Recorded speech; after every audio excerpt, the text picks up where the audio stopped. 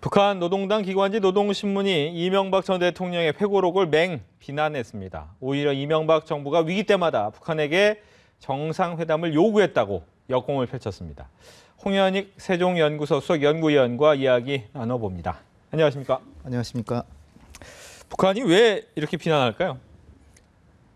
당연히 굉장한 무안을 당했기 때문에 그런 거죠. 네. 이명박 대통령 그 회고록 보면은 정상회담에 대한 교섭이 여러 차례 있었는데 그때마다 이 상당한 물품과 그 돈을 요구했다. 이런 내용이 있고 또 그들로서는 일종의 치부라고 할 수도 있는 그 국가안전보위부 부부장 이 사람이 남북 간의 관계를 이제 협상하려고 서울에 왔는데 네. 이명박 대통령이 안 만나주니까 돌아가서 처형당했다.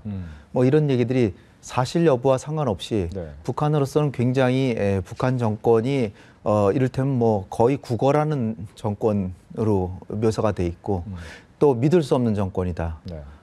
또 잔인하다. 국가의 중책을 맡은 우리식으로 치면은 국정원의 한 차장쯤 되는 분을 이 북한의 임무 잘못 수행했다고 처형해 버렸다. 이런 거 뭐 사실 얼마나 정말 그 감추고 싶은 얘기인데 네. 다 이렇게 털어놓으니까 북한으로서는 반발하는 게 어찌 보면 당연한 거죠. 또 지금 남북 간의 지금 대화 분위기가 좀 이렇게 되려고 하는데 북한으로서는 김정은이가 작년에도 그랬지만 작년에는 신년사에서 올해는 남북 간의 관계 개선을 노력하겠다. 그런데 작년에 아무것도 안 됐죠. 네. 금년에는 뭐 분위기만 조성이 되면 정상회담도 못할 바 없다. 이렇게 해서 우리 정부도 조심스럽게 이제 남북 간의 대화의 물꼬를 터나가는데 뭐 정상회담 한다 그러면 북한에서 일반 사람들이 다 그렇게 생각할 거 아니에요. 네. 이명박 정부 때 그런 행태를 보였던 북한이면 이번에도 정상회담 할 때 돈을 요구할 거다. 그렇다면은 우리 박근혜 정부로서는 정상회담하면 또 뭐 돈 요구해서 돈 주고 하는 거 아닌가 그런 의심이 당연히 이명박 대통령 이 회고를 보면 들게 마련이잖아요. 네. 그러니까 어떻게 보면은 우리 정부도 어떤 전향적인 대북 정책을 하지 못하게 하는 효과도 있고 북한으로 봐서도 정말 남한 정부한테 그들 스스로도 요즘 얘기하고 있듯이 남한의 당국과의 회담에서 한 얘기는 다 공개된다. 그러면은 긴밀한 얘기는 할 수 없다는 얘기잖아요. 그렇게 되니까 지금 남북 간의 대화에도 굉장히 찬물이 끼얹어 있다. 그렇게 생각합니다. 뭐 사실 여부를 떠나서 지금 나온 것 중에 하나가 거액을 요구했다는 거잖아요. 무슨 은행을 하기 위해서 돈이 필요하기 때문에 100억 달러였네요. 네. 100억 달러 정도 달라고 하는데 이 정도 솔직히 옳을까라는 생각이 들어요. 왜냐하면 상당히 큰 돈이지 않습니까? 그 이제 해석에 따라 이제 차이가 있는데 네. 뭐 비료라든지 현찰 일부를 요구했던 건 사실일 가능성이 매우 크다고 봅니다. 그렇죠. 네. 그런데 뭐 100억 달러 이거는 그들이 이제 은행을 설립하려고 자본금으로 좀 빌려달라 뭐 이런 형식일 거예요. 그런데 뭐 사실 과거의 민주당 정부 하에서도 북한에 이제 그 식량 지원을 요청해서 우리가 쌀 지원하면서 모니터링을 해야 된다. 뭐 그러니까 그 모니터링 요구가 우리 사회에 컸잖아요. 근데 북한은 모니터링을 안 받고 네. 그러니까 그러면 주지 말고 빌려주자. 그래가지고 빌려주는데 무슨 모니터링이냐라고 해서 과거에 민주당 정부에서 이걸 돌파한 적이 있어요. 예. 근데 사실 지금 생각하면 일종의 꼼수죠. 제가 볼 때는. 어차피 빌려줘도 받을 가능성이 받을 가능성이 거의 없는데 네. 그러니까 이것도 이명박 대통령이 생각하기에는 100억 달러라는 돈을 주면 이들이 갚겠냐. 그런 측면에서는 달라고 그냥 그랬다. 그렇게 볼 수도 있는데 네. 그러나 엄밀히 말하면 빌려달라고 했겠죠. 그 많은 돈을 그거는 김정은 비자금으로 들어가는 게 아니라 예. 공공적인 목적이 따로 있었으니까 그건 조금 이명박 전 대통령의 해석이 그랬다. 이렇게 저는 봅니다. 네. 그리고 이 회고록에 있어서 한마디 말씀드릴 거는 대한민국 정부가 특히 뭐 고위 정치인이나 외교관이나 회고록이 과거에 별로 없어요. 네. 최근에는 이제 많이들 쓰시는데 외교부 장관 하신 분들이 이제 많이 쓰시는데 그 전에는 회고록이 없으니까 역사가 정리가 안 됐어요. 그러니까 기본적으로 이명박 대통령이 집권 당시의 일을 쓰는 것 자체는 굉장히 높이 평가합니다. 기본적으로는. 그러나 시기가 너무 빨라요. 적어도 박근혜 정부 정도 끝나고 나서 뭐가 나오든지 했어야 되는데 네. 미국같이 선진 그 자유민주주의 국가에서도 국가 기밀 보호를 위해서 한 20년 동안은 기밀을 유지하고 20년이 지난 다음에도 어떤 국민이 이러이러한 사건에 대해서 알고 싶다라고 서면으로 요청하면 그 사안만 알려주고 하는 식으로 합니다. 그런 상황에서 우리 전직 대통령이 지금 불과 2년 만에 네. 그것을 더군다나 남북 간의 관계는 너무나도 민감하고 정치적인 문제인데 이거를 그저 그냥 다 그 있는 사실 그대로 이렇게 기술해 놓으면은 지금 정부가 어떻게 움직일 수 없는 발에다 이게 자물쇠 채워놓는 그런 격이 되는 거죠. 네. 보면 이제 과거 그 당시에 이제 일본의 신문에서도 이 네. 내용을 알고 류경 처형 부분에 대해서 네. 질문했을 때는 그런 사실 없다 이렇게 네. 얘기를 했단 말이죠. 또 2013년 한 월간지와 인터뷰한 임태희 전 고용노동부 장관 같은 경우에도 뒷돈 요구한 적 없다 이렇게 얘기를 했단 말이죠. 네. 그 당시 어쩔 수 없었던 건가요? 네, 두 가지 점을 사실을 말씀드리면 네. 하나는 뭐 사실인지는 저도 확인은 못했습니다. 근데 유경이 처형당한 거는요. 네. 남한에 왔는데 이명박 대통령 못 만났다고 처형하는 그럴 정도로 멍청한 그런 그 집단은 아니라고 저는 봅니다. 그 북한의 내부 권력 투쟁에서 당시에 굉장히 권력을 누리고 있던 리용호 총참모장, 또 장성택 김정은의 고모부, 네. 당시에는 김정일 시대예요. 김정일이 거의 쇠약해가지고 이제 거기 이제 뭐 비실비실하던 그런 상황에서 김정은인 후계 수업 받고 있고 장성택이 하늘에 나는 새도 떨어뜨릴 정도로 막 수양대군처럼 막 하던 시절. 네. 거기다가 이 그 김정은으로서는 자기가 집권하면 국가안전보위부가 우리나라 국정원이니까 굉장히 중요한 부서란 말이죠. 거기에 자기 사람을 심으려고 했단 말이죠. 그러니까 장성택이나 리용호나 김정은 셋이 다 권력 2인자, 3인자, 4인자가 이 사람을 쳐야 되는 그런 상황이었기 때문에 제거한 거지. 네. 남한에 와서 미션 이거 임무가 실패했다. 그래서 처형했다. 저는 그렇게 보지는 않습니다. 그러니까 해석이 좀 잘못됐다고 보고요. 또 하나는 과거에 우리 국민 여러분들도 다 기억이 생생하실 거예요. 2011년 5월 달에 청와대의 고위참모하고 통일부 고위참모, 국정원의 고위참모 세 사람이 베이징에서 북한의 그 밀사를 만났어요. 그래가지고 회담을 했는데 그걸 북한이 먼저 공개를 했습니다. 당시 얘기가 북한에서 정상회담을 해달라고 구걸을 했다. 그것도 구체적으로 첫 번째는 판문점에서 하고 네. 두 번째는 평양에서 하고 그 다음에는 핵 정상회담하는 서울에 김정일이 가겠다. 이렇게까지 구체적으로 얘기하면서 네. 잘 안 되니까 동봉투를 내밀었다. 매수하려고 그랬다. 네. 제발 정상회담 좀 하자. 거꾸로 우리 정부에서 구걸을 했다. 이렇게 얘기를 했거든요. 예. 근데 그 당시에 우리 정부에서 그거 그렇게 구체적으로 반박을 안 했거든요. 당시 이명박 정부에서. 네. 그것만 보더라도 과연 100% 이명박 정부에서 이명박 대통령이 주장하는 게 과연 맞을까? 지금도 북한은 그러고 있습니다.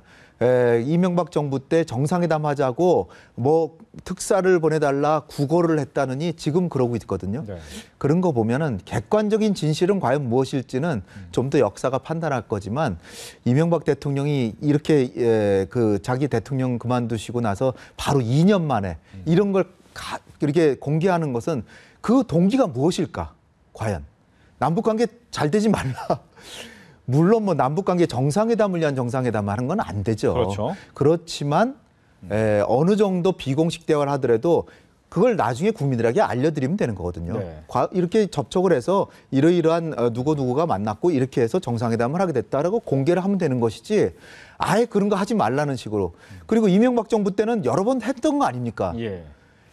교섭을 하다가 실패했으니까 공개했다. 네. 그거는 어떻게 보면 책임을 모면하기 위한 그런 일종의 좀 비겁한 그런 방책이 아닐까 저는 그렇게 보는 거죠. 성공했으면 과연 이랬을 거예요? 네. 지금 뭐 남북 대화가 좀 어려운 네. 상황입니다. 현재는. 네. 근데 보니까 오늘 류길재 장관이 우리은행 초청 강연회에 가서 이런 얘기를 했어요.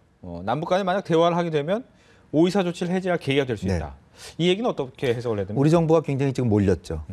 왜냐하면 마치 우리가 작년 12월 29일 날 먼저 통일준비위원회가 북한의 그 장관급하고 같이 회담을 하자 이렇게 제안을 했는데 그거는 완전히 들은 척도 안 하고 김정은이 뭐 정상회담도 못할 바 없다 뭐 이렇게 해버렸으니까 그래서 이제 1월 달에 뭔가 되나 보다 뭐 그랬는데 북한이 그게 아니라 북한으로서도 우리 정부하고 정상회담이나 회담하는 게 아쉬워서 그런 게 아니라 시진핑한테 우리가 남한한테 이렇게까지 대화를 제의를 하는데 남한을 봐라. 이런데 전단이나 살포하고 뭐 한미연합훈련이나 하고 하는데 어떻게 회담이 되겠냐.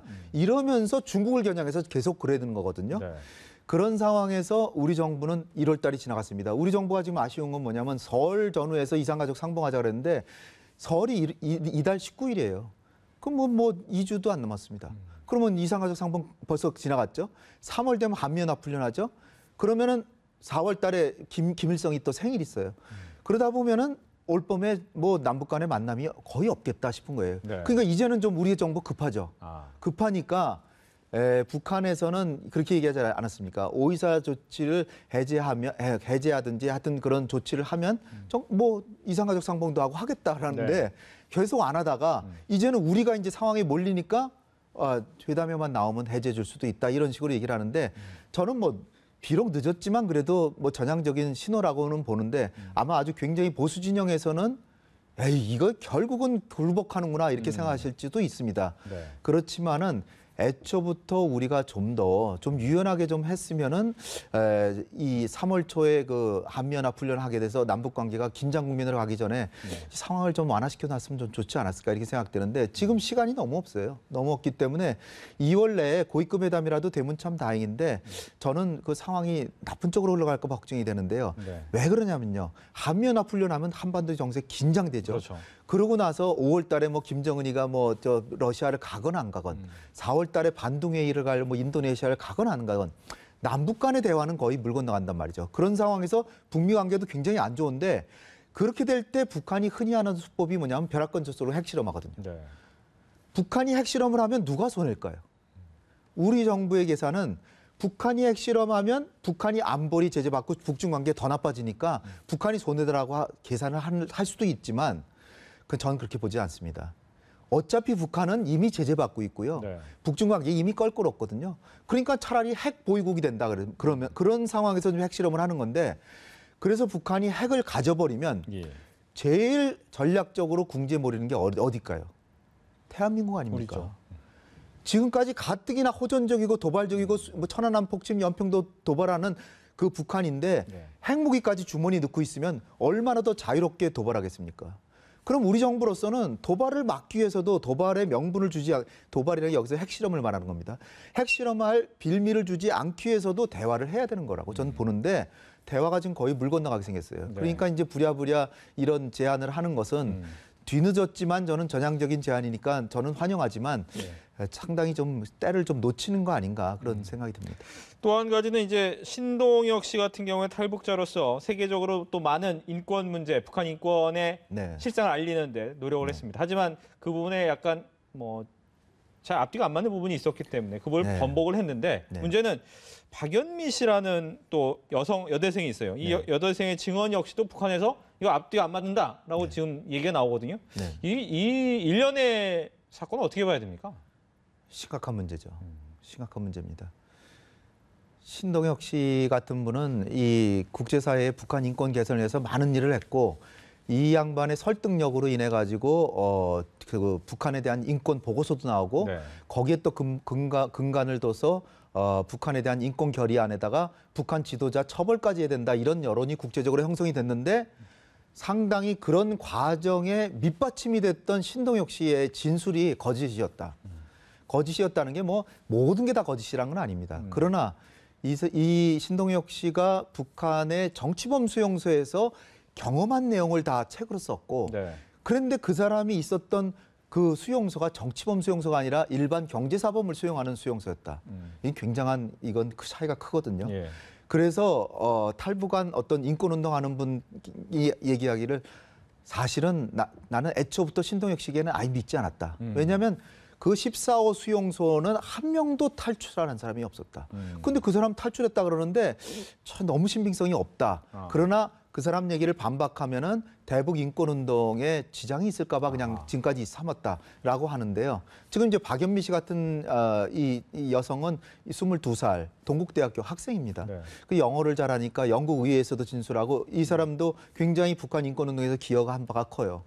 그런데 이제 북한에서는 이거를 갖다가 북한에 남아있는 가족들, 큰아버지라든지 여러 가족들을 가지고 동영상을 찍어가지고 네. 사실은 이 박연미 씨의 증언 중에 제일 아주 그 서양 사람들의 어떤 가슴을 울렸던 게 뭐냐면 그 탈북하는 첫날 뭐 아주 거의 아주 초기에 중국인 탈북 브로커가 자기를 겁탈하려고 그래가지고 그다음에 얘 어린애니까 얘를 하지 말고 나를 차라리 겁탈해라고 해서 자기 대신 겁탈을 당했다는 겁니다. 엄마가. 네. 예. 그런데 그 아버지랑 같이 탈북했다는 거예요. 근데 아버지는 뭘 했냐? 라고 하니까 뒤늦게 아버지는 뒤늦게 나중에 왔다. 뭐 이렇게 하는데 이제 말이 또 번복이 됐어요. 그리고 뭐 해산에서 탈출했는데 해산하고 북한 사이에 뭐 산도 없는데 그 산이 있었다는 것도 증언이 뭐 그렇다. 또 뭐 공개 처형을 운동장에서 하는 걸 봤다는데 해산에 그 당시에 살았던 탈북자들 얘기 들어보면 그 당시에 해산에서는 공개 처형이 전혀 없었다. 그러니까 이제 박연미 씨 얘기는 사실은 다른 데서 봤다. 네. 또 이렇게 나오는데 저는 근본적으로 이런 말씀을 드리고 싶습니다. 이분들의 말씀이 전반적으로 다 옳죠. 그리고 사실이라고는 해도 목격한 거와 들은 얘기는 다릅니다. 북한이 인권이 침해가 있다라고 해서 들은 얘기를 자기가 봤다라고 하면은 네. 자칫하다가 그 양치기 소년처럼 세 번째 늑대화할 때는 아무도 주민이 안 나오듯이 이 탈북자분들의 대북 인권 운동에 상당한 지금 지장을 초래하고 있다. 네. 그런 측면에서 앞으로는 탈북자분들이 진짜 자기가 눈으로 본 것만 얘기를 해서 신빙성을 높여야 될 때가 아닌가 이렇게 생각합니다. 네, 홍현익 박사와 함께했습니다. 오늘 이야기 잘 들었습니다. 감사합니다.